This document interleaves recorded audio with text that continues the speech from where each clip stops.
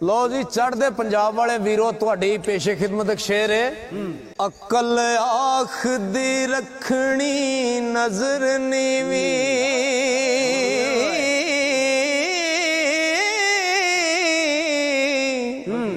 इश्क आख दा वेखना चाहिदा है।